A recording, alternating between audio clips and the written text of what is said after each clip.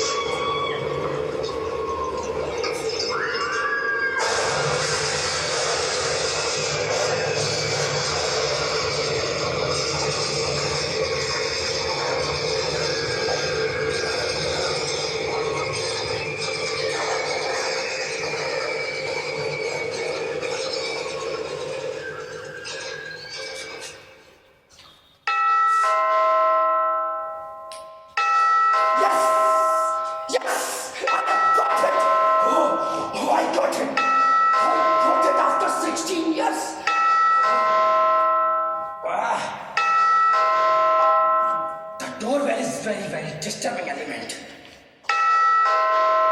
हाँ भाई दरवाजा खुला है. Please come in.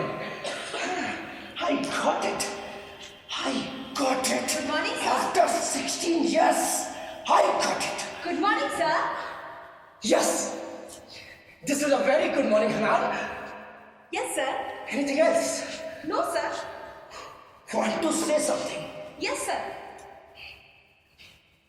Yes, sir. No, sir. No, sir. Yes, sir. It's wasting my time, man. Actually, sir.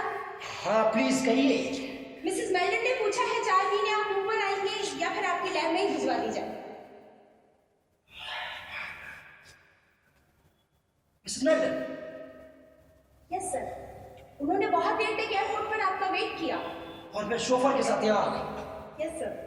हाँ, 4-5 फोन और उनका ड्राइवर भी लेना आया था मुझे.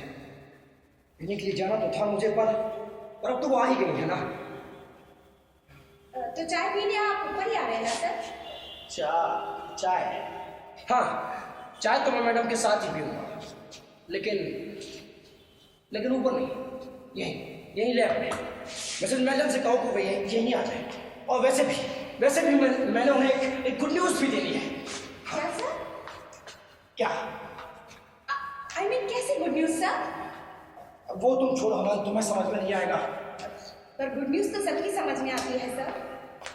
तो ठीक है, तुम उनसे जाकर कहो कि मैंने नहीं, लेकिन तुम सब गड़बड़ कर दोगी है ना. मैम को यहीं आने के लिए कहो और मुझे उम्मीद है उन्हें सुनकर खुश हो जाना चाहिए. तब तो आप उन्हें जरूर बताइएगा सर. हाँ.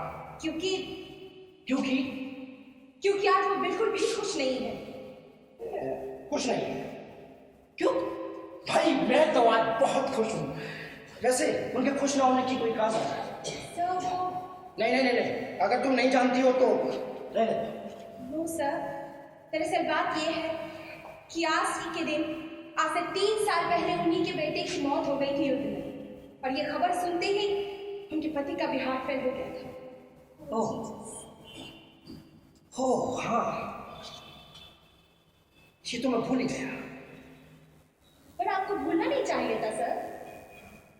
नहीं, पर मेरा मानना है कि मरे हुए लोगों के बारे में भूलना ही ठीक होता है ना? नहीं पता नहीं। पता नहीं मतलब मैं क्या करूं सर? नहीं, तुम्हें कुछ भी कहने की जरूरत नहीं है। जाओ जाओ, मिसेस बेलन को यहीं आने के लिए कहो। गो हनान गो, मुझे बहुत काम है अभी। Yes sir. गो गो।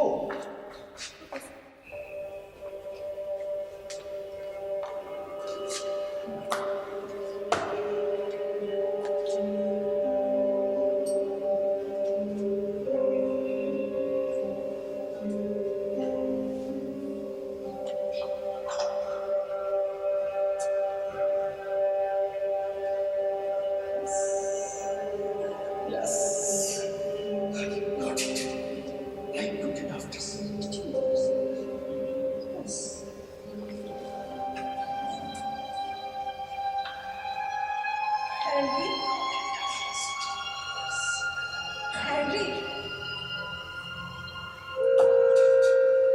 कैसे हो हैरी?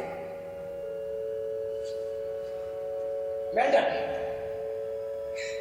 कैसी हो तुम मेल्टन? ठीक हूँ। भाई सबसे पहले तो तुम मुझे माफ कर दो कि मैं तुम्हें ठीक समय पर ले लिया एयरपोर्ट ना सका। ठीक समय? हैरी, तुम गलत समय पे भी नहीं था। हाँ, मेरा मतलब है कि मैं तुम्हें लेने वहां पहुंच ही नहीं पाया, है ना? पर हनान बता रही थी कि तुम बहुत देर तक मेरा इंतजार करती हो। आई एम रियली सॉरी बेटा, लेकिन तुम्हें मेरा इंतजार नहीं करना चाहिए था। हैरी, तुमने कहा था ना कि तुम आओगे। हाँ, कहा था। बस इसलिए इतनी देर तक तुम्हारा इंतजार किया। और नहीं करना चाहिए था ना। पर फिर भी मैंने किया। लेकिन मैं तो अंदर से गिल्टी फील कर रहा हूँ अनाज। अब तो हैरी, इसमें भी मेरी कोई गलती है क्या? नहीं नहीं, गलती तुम्हारी क्यों? गलती तो सारी मेरी ही है। तो अब इसके लिए तुम क्या कहना चाहते हो? मैं तो सिर्फ तुमसे माफी ही मांग वो है, सकता हूँ। वो तो तुम हमेशा ही मांगते हो। लेकिन मैं बहुत व्यस्त था। मैं बिजी हैरी, तुम बिजी भी हमेशा ही रहते हो। हाँ हाँ हाँ, लेकिन ये आखिरी बार था मैडम, ये आखिरी बार था। आखिर मैं कामयाब हो गया, मुझे वो सब कुछ मिल गया है जो मैं चाहता था मैडम। बिल्कुल वही जिससे मुझे शोहरत भी मिलेगी और दौलत भी। मैडम, जब मैंने देखा कि मेरा पहलू बिल्कुल सही दिशा में जा रहा है, तो मैंने मन ही मन सोच लिया था कि मेरी बहन कभी नहीं चाहेगी कि मैं ऐसे वक्त में अपना काम छोड़कर जाऊं जब तक कुछ ठीक चल रहा हो। हाँ, और वैसे भी वो कोई बच्ची नहीं है, उसे घर का रास्ता भी मालूम है। वो यहाँ पहुंच ही जाएगी, मैं जानता था। और जब वो यहाँ आएगी तो मैं उसे अपनी प्रॉब्लम बताऊँ, अगर वो समझ भी जाएगी हमेशा की तरह। ओह मेल्टन, दरअसल मुझे एक कामयाबी मिली है, अब तक की सबसे महान और महत्वपूर्ण कामयाबी। अच्छा? हाँ मैडम। तुम खुश नहीं लगती सुनकर? नहीं हैरी, मैं बहुत खुश हूँ तुम्हारी सफलता से। लेकिन हैरी, तुमने मुझे इसके बारे में कभी नहीं बताया। मतलब कुछ भी नहीं बताया ना? हाँ मैडम, देखो ये सच है। हाँ, देखो मेरा मानना है जब तक किसी को कुछ ना बताओ तब तक की बहुत जरूरी ना हो।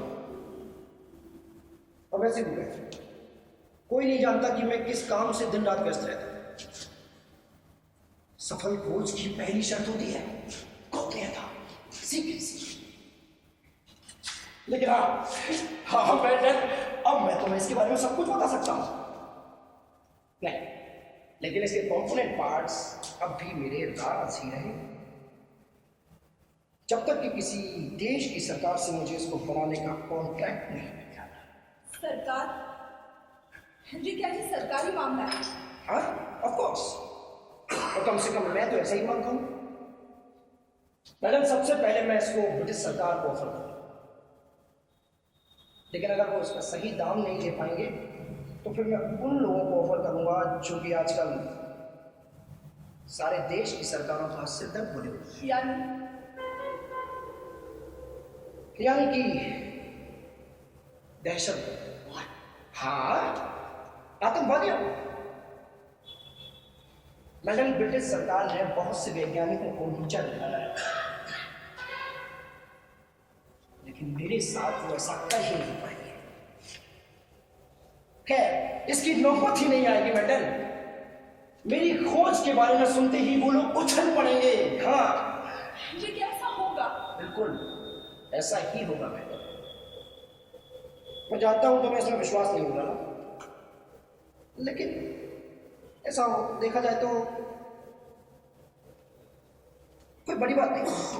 अच्छा मैडम, तुम जानती हो पिछली बार की लड़ाई एक लंबे समय तक चली थी, 5 साल या लगभग 5 साल। एकदम बेवकूफी थी। इसे 5 हफ्ते से ज्यादा चलना ही नहीं चाहिए था। Thank you. तो क्या तुमने लड़ाई की अवधि कम करने का कोई तरीका खोज निकाला? हाँ मैडम, ऐसा ही कुछ सही, ऐसा ही कुछ समझो मैडम। दरअसल एक सेकंड, मैं तुम्हें बताता हूँ। हाँ, कहाँ गया?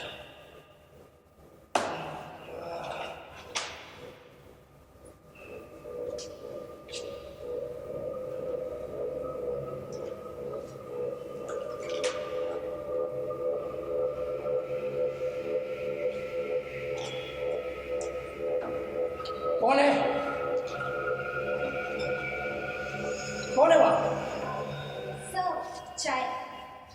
क्या बकवास है? सब कुछ ठीक चल रहा है ना हमारा? Yes ma'am. माली ले आया है आपने जो ऑर्डर किया था, वो किचन में रखे हुए हैं। क्या मैं यही ले आऊँ? हाँ, उन्हें यही ले आओ मेरे पास। Okay. आओ हेनरी। हेनरी, हाँ, बस एक मिनट, एक मिनट। जल्दी करो नहीं तो चाय ठंडी हो जाएगी। ओह, ये औरतें भी कितना झमेला करती हैं। हाँ, तुम औरतें भी बड़ी अजीब होती हो ना। हमेशा एक चीज को दूसरी चीज में मिक्सअप करने की आदत सी रहती है। यही वजह है मैडम कि आज तक चंद ही औरतें जो कि महान कलाकार या वैज्ञानिक बन गई, क्योंकि वो सब कुछ छोड़कर सिर्फ उस काम में नहीं लगी रहेंगी जिस काम में उन्हें लगे रहना चाहिए। मैडम, किसी भी चीज को अचीव करने के लिए सबसे पहली जरूरत होती है कंसंट्रेशन। हाँ, कंसंट्रेशन। सुनो मेरी बात, अब बताता हूं तुम्हें। अब क्या है? मैम, ये क्या है? हेनरी, फूल है। मैंने वार मेमोरियल पर चढ़वाने के लिए मंगवाई। ये मेरे बेटे के लिए है, यानी तुम्हारे भांजे के लिए। I am sorry. शुक्रिया नानी। मैं चाय पी के वहां जाऊंगी। तुम भी चलोगे क्या? देखो मैडम, मैं जाना तो चाहता हूँ, कोई लेकिन बात मुझे नहीं, मैं बहुत अकेले चली जाऊं। मैम मैं भी आपके साथ चलूँगी। ठीक।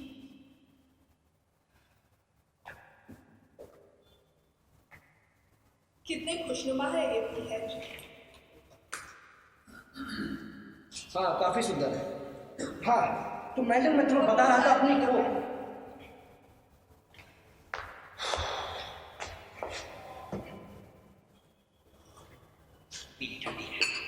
हाँ, तो मैं अपनी खोज के बारे में बता रहा था, है ना मैडम?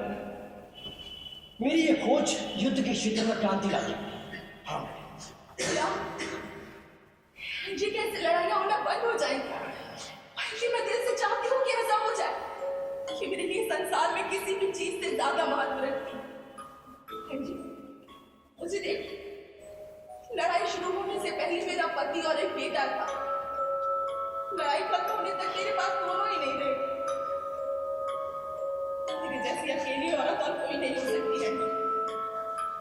बिल्कुल अकेली। भावना है, सेंटिमेंट्स। देखो मैं जानता हूं कि इस युद्ध ने तुम पर बहुत गहरा प्रभाव किया है।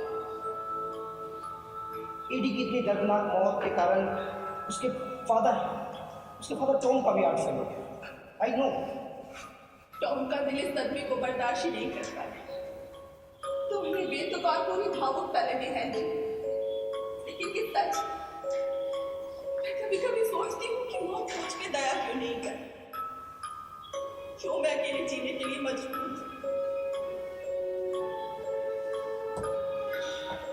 नहीं अकेले तुम बिल्कुल भी अकेले नहीं हो।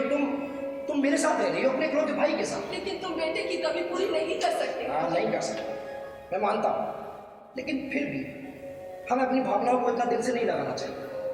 और मैं तो कहता हूँ तुम्हें अपना दृष्टिकोण ही बदल देना चाहिए। बड़े दृष्टिकोण से काम लेना शुरू करो, उसी में समझदारी भी है।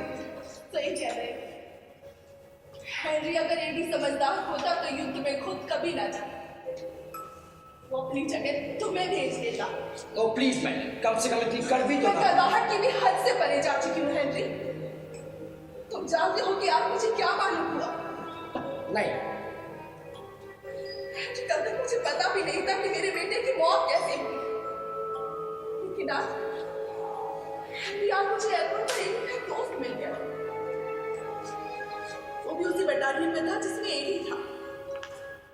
इससे पहले कि वो जान पाता कि मैं इस बारे में कुछ नहीं जानती, ये बात उसके मुंह से निकल गई। देखो मैडम, मैं तुम्हें बता दूं कि हमें पुरानी बातों को नहीं दोहराना तुम्हें याद चाहिए। है ना, बटालियन चीफ ने मुझे तार से खबर दी थी ये भी फ्रंट पे बॉम्ब के फट जाने से मौत हो गई। हाँ याद है। और ये भी कहा कि उसे आसपास कहीं दफना भी दिया गया था। हाँ ये भी याद है। इस बात से मुझे काफी तसल्ली मिली। इस बात से मैं संतुष्ट थी कि दफनाते वक्त भी मेरा बेटा वैसा ही प्यारा और सुंदर लग रहा हो। एक फौजी को, सैनिकों ने सैनिक की कब्र में दफनाया होगा। हाँ। लेकिन वो दफनाया नहीं गया था। What? दफनाया नहीं गया था? नहीं, वहां दफनाने के लिए कुछ था ही नहीं। फिर बॉम्ब आया, वहां कुछ नहीं बचा। जी तुम्हें नहीं लगता ये सब कुछ बहुत भयानक था? बेटी की मौत में कोई शालीनता नहीं थी। और तुम मुझे इस बारे में बड़ा दृष्टिकोण अपनाने को कह रहे हो।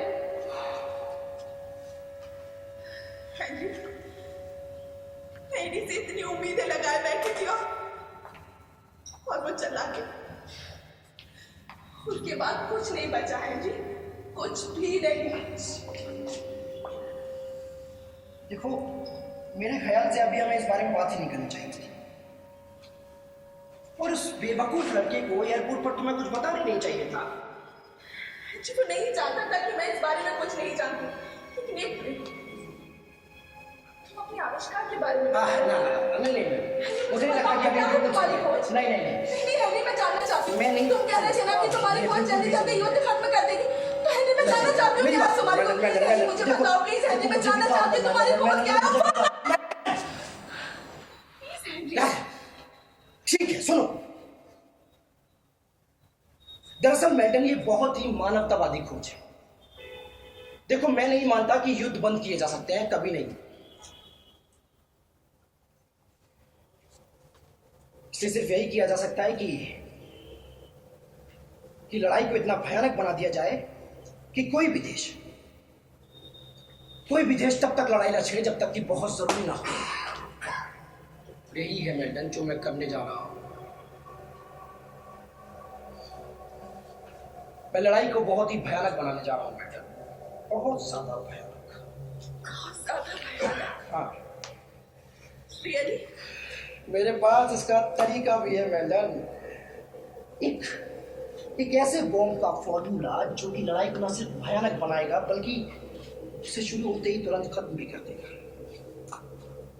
एक ऐसी गैसेस का मिश्रण तैयार किया है मैंने।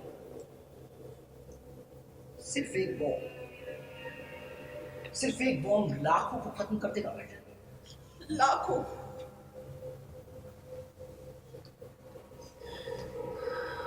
हाँ, लाखों तहस नहस कर देगा। हाँ जी, लेडी की तरह।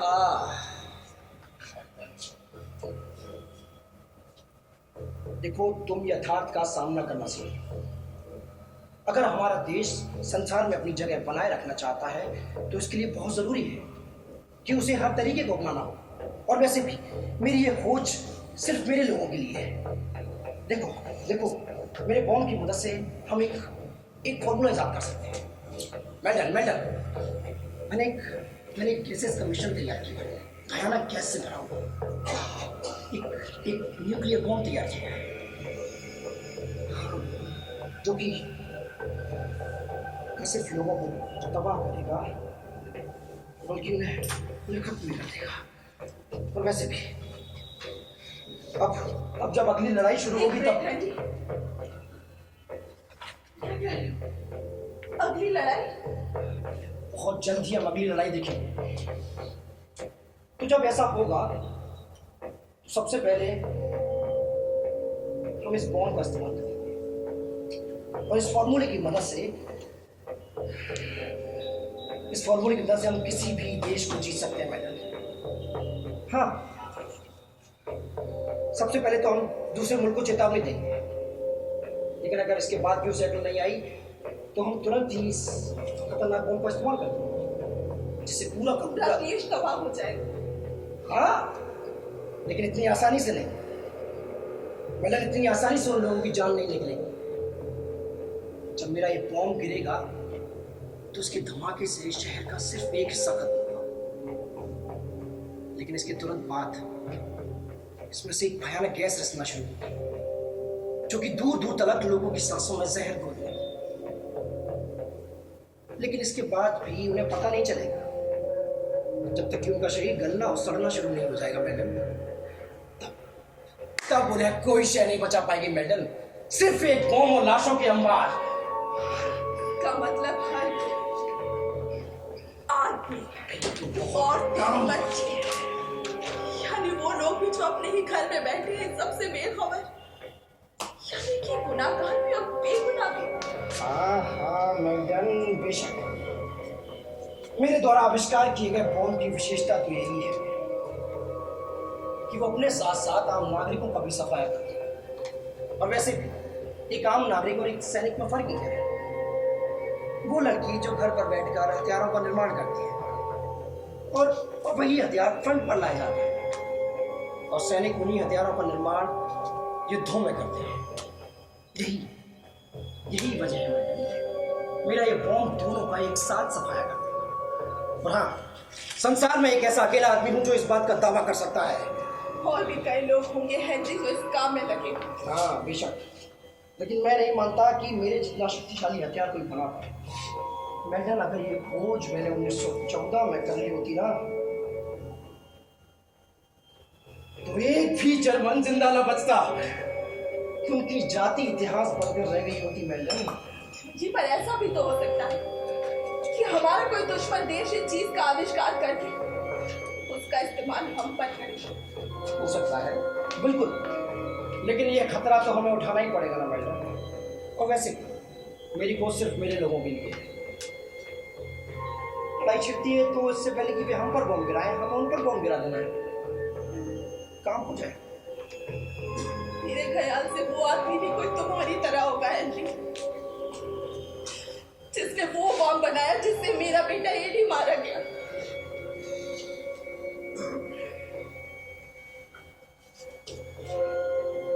बस अब हम इस बात को दोबारा छेड़ेंगे, ठीक है? देख, जिंदगी के इस खुशनुमा पहलू जी, मुझे लगता है कि अपनी सारी होशियारी के बावजूद तुम इस दुनिया के सबसे बेवकूफ इंसान हो। मैडम देखो, ये जी, तो मुझे एक चालाक औरत नहीं हूँ जी।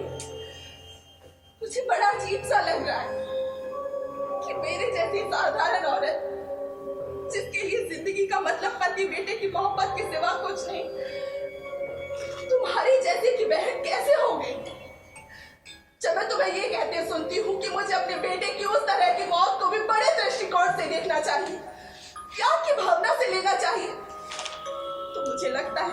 के सही अर्थ में तुम बेवकूफ हो, एक निर्जीव कल्पना रहता रक्तहीन बेवकूफ। तुम मुझे खुशी मनाने को कहते हो हेनरी, खुशी, क्योंकि तुमने एक ऐसा बॉम्ब इजाद किया है जो कुछ ही मिनट में पूरा शहर या देश तबाह कर सकता है। तुम मेरी नहीं, इस पूरी मानवता की दृष्टि में तुम एक पागल वैश्य दरिद्र धरती पर पहुंच सकते हो। Just a minute, Henry. जी मैं चाहती हूँ तुम मेरी बात समझने की कोशिश करो। मुझे आज भी याद है, सोचो इन्हीं के बारे में जरा मेरी तरह से सोचो। देखो मेलनी, ये तुम्हारे लिए बिल्कुल भी अच्छा नहीं है। मेरा काम बिल्कुल है। तुम्हें याद है जब बेटी पैदा होने वाला था, मैं कितना सोचा करती थी अपने उस नन्हे से बच्चे के बारे में जिसे मैं जन्म देने वाली हूँ। हम दोनों पति पत्नी को तो विश्वास ही नहीं था कि हमारा बेटा ही होगा। मैं कितना डरती थी कि कहीं उसे जन्म देते ही मैं मर गई तो अपने उस दूर से बच्चे को देख भी ना पाऊं, मुझे बड़ा होकर मुझे जान भी ना पाए। तब वो पैदा हुआ, ऐसा छोटा सा प्यारा सा बच्चा पूरी तरह से मुझ पर नहीं था। टॉम की खुशी का तो ठिकाना ही नहीं था। हेनरी, सभी लोग उसे बहुत पसंद करते थे, तुम तो जानते ही हो ना।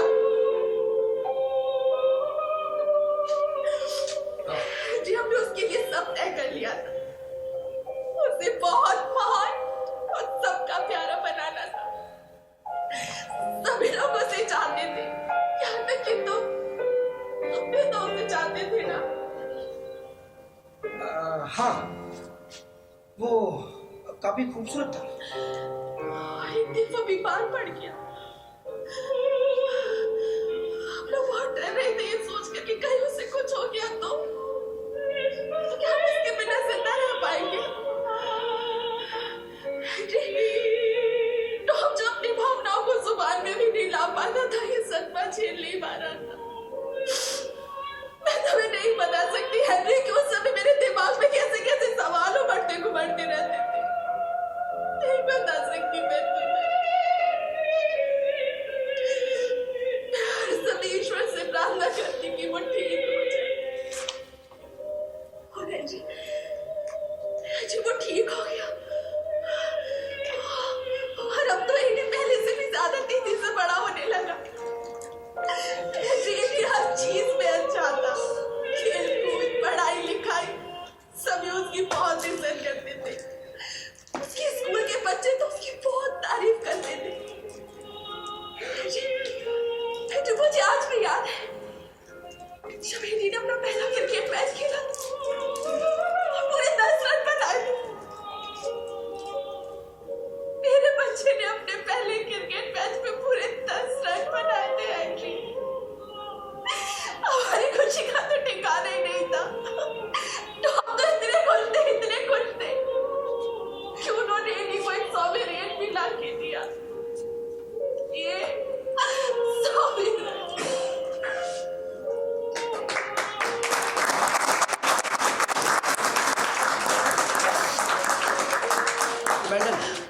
मैडम ये तुम्हें काफी दुखी कर रहा है। देखो उससे ऑक्सफोर्ड गए, ज्यादा दिन नहीं पीते थे हेनरी कि लड़ाई छिप गई और उसने अपना नाम जाकर फौज में लिखा दिया।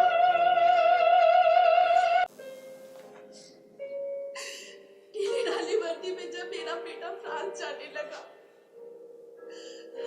मैंने बहुत कोशिश की मैं उसके लायक बन सकूं और रो नहीं, लेकिन मुस्कुराना मेरे लिए बहुत मुश्किल हो रहा था एंटी। तभी मैं मुस्कुराई। जानती हो क्यों? क्योंकि एडी भी यही चाहता था कि मैं उसका सिर किसी के सामने नीचा ना होने दी। चलते मैंने एडी के साथ एक बेवकूफाना मजाक भी किया। मैंने उससे कहा कि चल पर उसके आने की खबर सुनकर काम चल। अब वो बहुत दूर चला गया है, बहुत दूर। जब तक वो लौटा नहीं मैं डरती नहीं। टेलीग्राम वाले को देखते ही मेरा दिल टूटने लगता।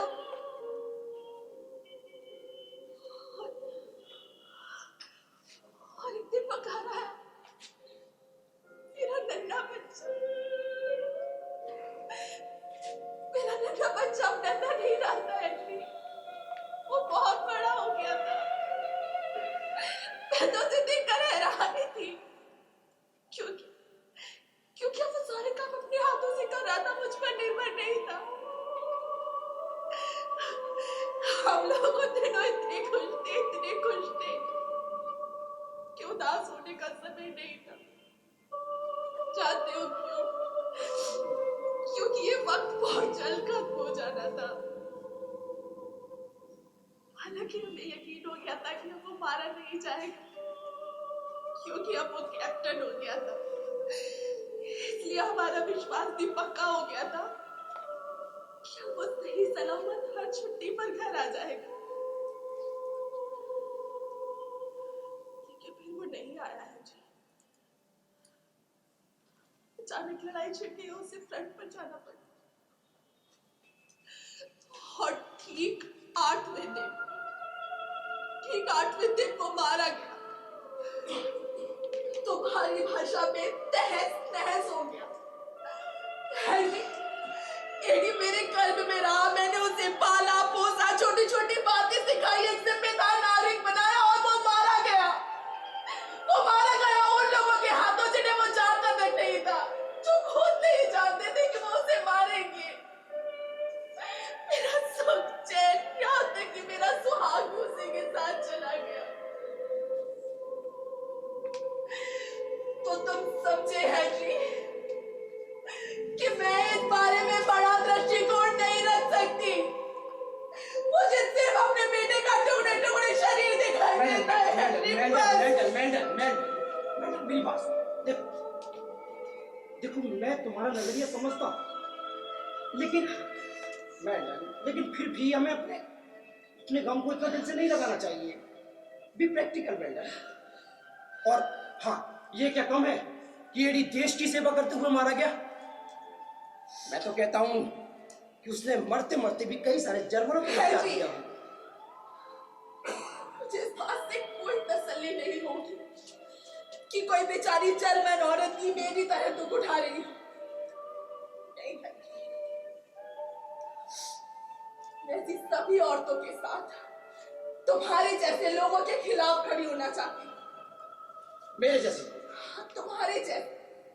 तुम्हारे जैसे बड़े दृष्टिकोण वाले लोग। क्योंकि मेरे जैसे बेवकूफ लोग तो सुंदर चीजों को जन्म देते हैं जी, मेरे बेटे जैसे। और तुम अपनी सारी होशियारी के बावजूद सिर्फ तबाह करना जानते हो। इसलिए मैं खुद को नहीं, तुम्हें भी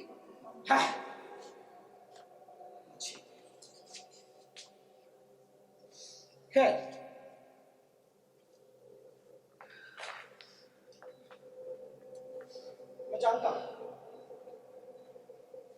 और आशा भी करता हूं कि तुम्हारे जैसे विचारों को तुम मेरी या मेरे काम की तारीफ भी नहीं करोगे। राइट। लेकिन हाँ, मेरे देशवासी, अगर उनमें जरा भी अक्ल होगी तो वो मेरी कीमत समझे।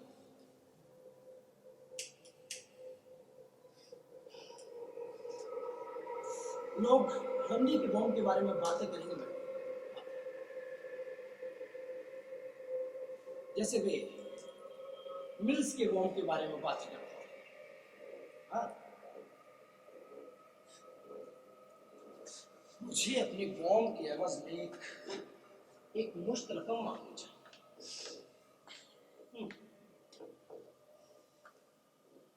लेकिन समझ नहीं आ रहा कितना मांगना है। हालांकि मुझे आसानी से मिल जाएगा। अब जबकि सरकार है एक एक जहाज पर लाखों करोड़ों बिलियंस ऑफ डॉलर खर्च कर रही है और फिर भी उससे वे फिजूल खर्ची नहीं मान रहे, तो फिर मेरे कौम तो लड़ाई का फैसला निर्धारित करेंगे।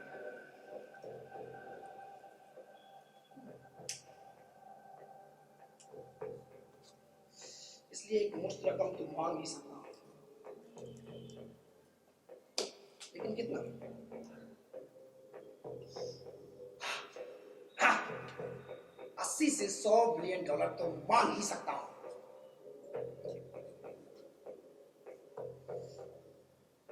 बेनर, अगर तुम मेरी जगह होती तो क्या मांगती?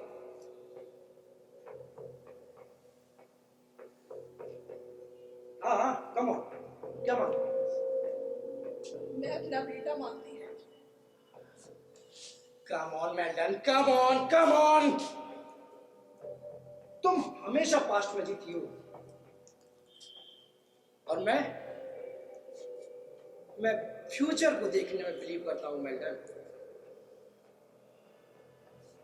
हालांकि मुझे आसानी से मिलता है, लेकिन फिर भी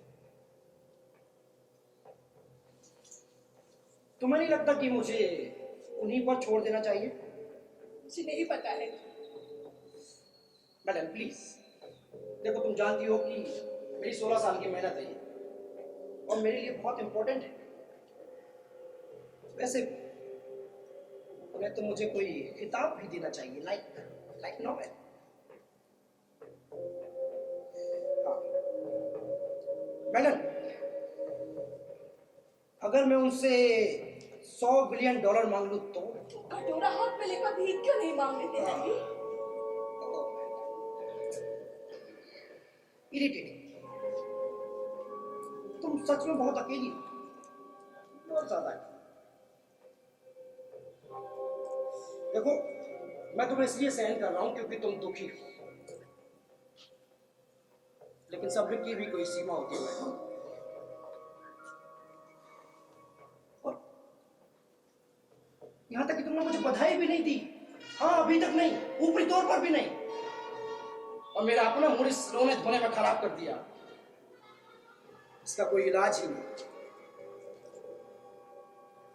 और उस अनान को भी तुमने अपने जैसा बना रखा है।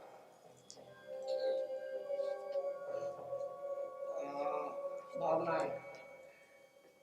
देखो मैडम, मैं तुम्हारे भले के लिए कह रहा हूं, ये तुम्हारे लिए अच्छा नहीं है। समझदारी से काम लेना शुरू करो। और तुम्हारा बेटा मारा गया, वैसे और लोगों के बेटे भी तुम मारे गए ना। तो इसका मतलब ये नहीं कि हम सारी जिंदगी शोक मनाते रहे। मुझे अपना काम भी करना है। तुम्हारा काम? कि बॉम्ब बनाने का काम? और नहीं तो क्या।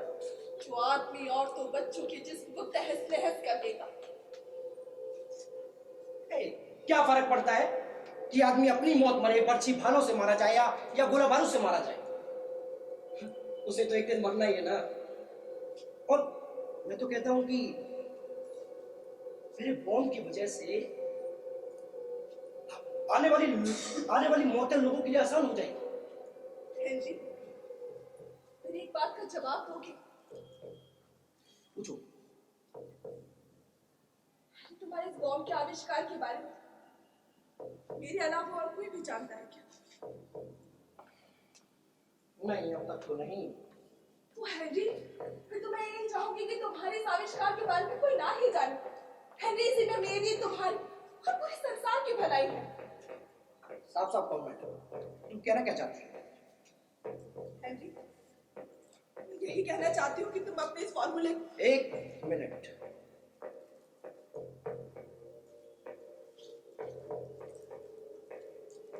नष्ट करो।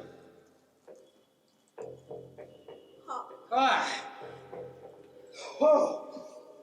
हाँ, यानी कि मैं अपनी 16 साल की मेहनत को, जीत और हासिल की मेहनत को, इस बॉम्ब के फॉर्मूले को सिर्फ इसलिए नष्ट कर दूं क्योंकि इस बॉम्ब के फॉर्मूले से तुम जैसी औरतों के सेंटिमेंट जुड़े हुए। हाँ? No impossible. मैं तुम्हारी बहन हूँ। लेकिन आज से मैं तुम्हारा भाई नहीं। Of course. तय कर लिया। 100%। हेनरी, तुम अपने इस आविष्कार को नष्ट करके लोगों के दिलों को जीत सकते हो। मैडम, मुझे लोगों के दिलों को नहीं जीतना, मुझे लड़ाइयाँ जीतनी है। और वैसे भी अगर मैंने अपनी खोज को नष्ट कर दी तो हर अक्लमंद आदमी मुझे बेवकूफी कहेगा। हाँ, तुम जैसी कुछ खफ्ती और इंटेलेक्चुअल्स जरूर मेरी तारीफ करेंगे, लेकिन सरकारें मुझे गद्दार कहेंगी मैडम। हेनरी, मैं वादा करती हूँ इसके बारे में किसी को कुछ नहीं बताऊंगी। लेकिन मैं तो चाहता हूँ कि इसके बारे में पूरी दुनिया को पता चले। तो हेनरी, मैं तुमसे मिन्नत कर रही हूँ कि इसे नष्ट कर दो। ओह गॉड मैडम, आखिर तुम चाहती क्या हो? मैं तुमसे इसे नष्ट करने की मिन्नत कर रही हूँ। एडी को अपनी श्रद्धांजलि मान लो प्लीज। मुझे लगने लगा है कि एडी की मौत की गम से तुम्हारा दिमाग फिर गया है। तुम पागल हो चुकी हो। अपनी खोज को नष्ट कर दूं? हाँ। नहीं। और क्यों? क्योंकि तुम्हारी खोज जिंदगियां नष्ट कर रही है। इसलिए हेनरी, मैं तुमसे मिन्नत करती हूँ, प्लीज इसे नष्ट कर दो। बकवास, एकदम बकवास है ये मैडम, एकदम बकवास। तो फिर मैं किए नहीं, ये मैडम, तारीफ मैडम, ये क्या कर रही हो मैडम? अच्छा है। इससे पहले कि दुनिया नष्ट हो जाना चाहिए। देखो मेरी मैडम, ये क्या कर रही हो? ओ गॉड, तुम पागल हो चुकी हो। एडी की मौत की गम से पागल हो चुकी हो मैडम।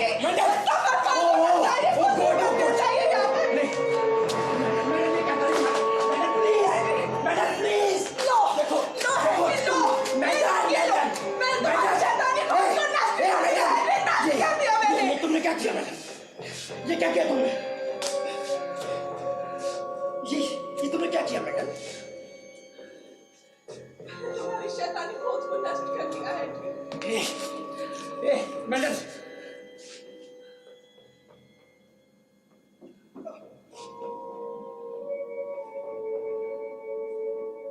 नहीं, तुमने सिर्फ मेरा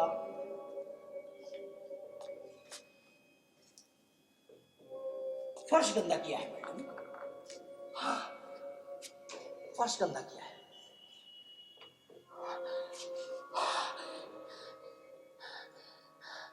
हाँ मैडम, तुमने सिर्फ मेरा फर्श गंदा किया है, क्योंकि 16-17 साल की मेहनत इस पेपर पर नहीं, बल्कि इस दिमाग में।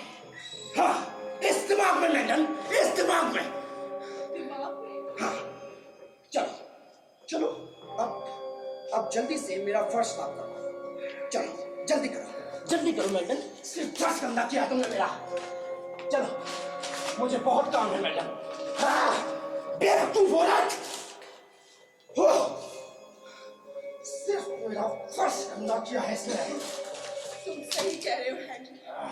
सब कुछ फिर से लिखना पड़ेगा। मैंने सिर्फ तुम्हारा फर्श गंदा किया, क्योंकि इस फर्श से भी ज्यादा गंदी है तुम्हारी सोच।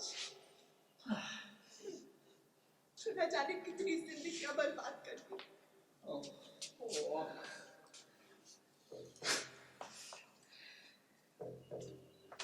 फिर से सब कुछ, इसलिए सोच पर खत्म हो जाना चाहिए।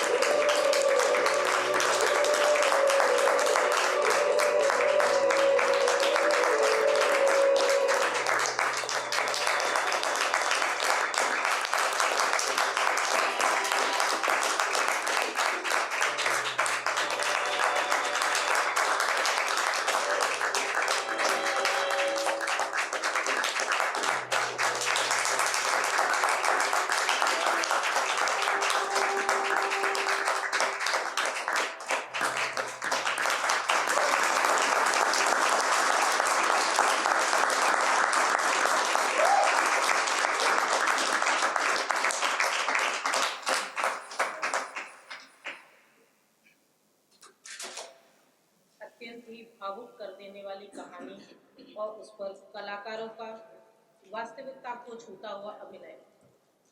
लेखक थे जफर संजरी जी, डायरेक्टर जयेश भार्गव। में जयेश, सरिता और सीमा तीनों मंच पे आ गए।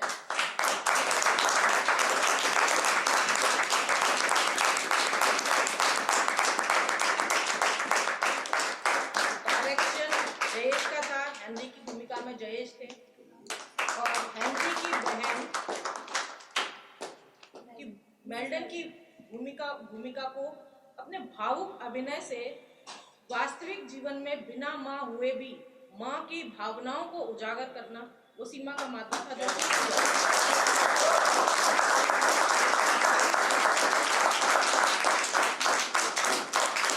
नायिका की भूमिका में थी सरिता। लाइट पर थे पाल साहब। और जितने भी आप मॉडल्स देख रहे हैं ये बच्चों ने इतनी मेहनत से और सारे वेस्ट मटेरियल से बनाए हुए हैं।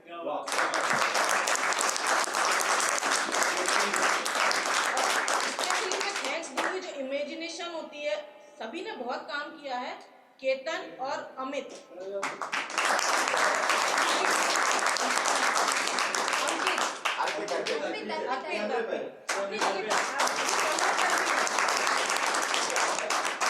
मैं साडा अध्यक्ष श्री राकेश जादव जी से निवेदन करूंगी कि हमारे इस नाटक के ऊपर कुछ प्रकाश डालें जिससे हम आगे बढ़ने में हमें और ताकत मिले।